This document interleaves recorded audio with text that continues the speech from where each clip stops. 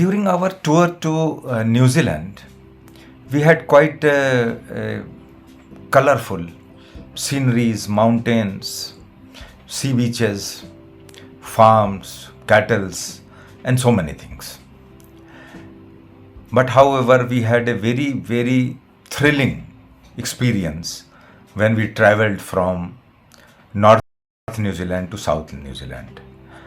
Both the islands are separated by sea, which is called Cookstrait.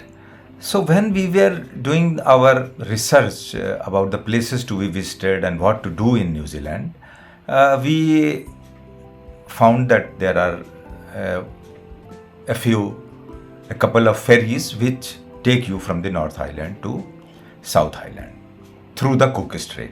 And that was the only way where we can also load our vehicle on the ferry, because it's a huge, large ferry and it can carry up to maybe, I suppose, 80 to 100 vehicles on that ferry. It's a big ship.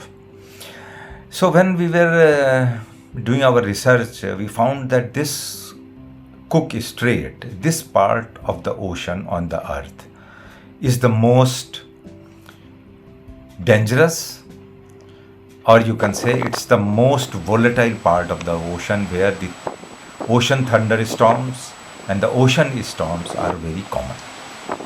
Then we further did some research, and then there we found several videos in which we found that the ship is just going up and down when traveling, and actually the ferry, the inter-islander which we were thinking to sail, there were videos about that also, though they were about 20 years before. And then there were videos in the last at about 3 years ago, there was a ferry which was caught in the storm, though there are no reports that the ship sank in the ocean, but it was very, very scary. But still we decided to cross the north to south New Zealand through that Tasmania Sea and that Cookstrait. It's a 22 kilometers patch, around 40 miles, the sea miles, nautical miles, which we call about.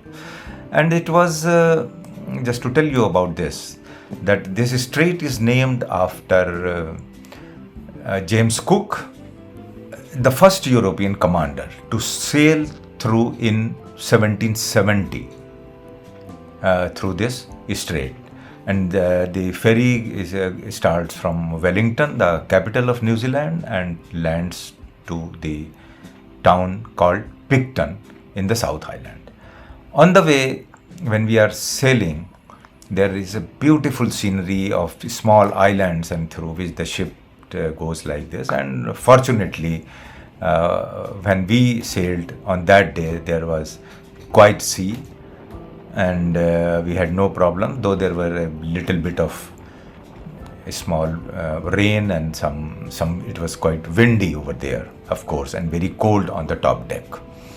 So here are some pictures you can enjoy, which we took during this 24 kilometer journey, the 14 miles on the sea, and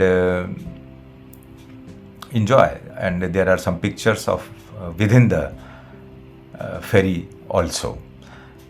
Well, it was very, very, very interesting when we boarded our vehicle onto the ferry while going through a check-in process, and then entering into the ship. And when getting out, there was a huge door where we had parked our vehicles, and then that door lifts up, and then we pass through, then go to the island. So it's worth enjoying the ferry, the Islander, which is a very big ship. It's about 3 hours journey. It takes something around maybe 3 to 3.5 hours, depending upon the sea waters.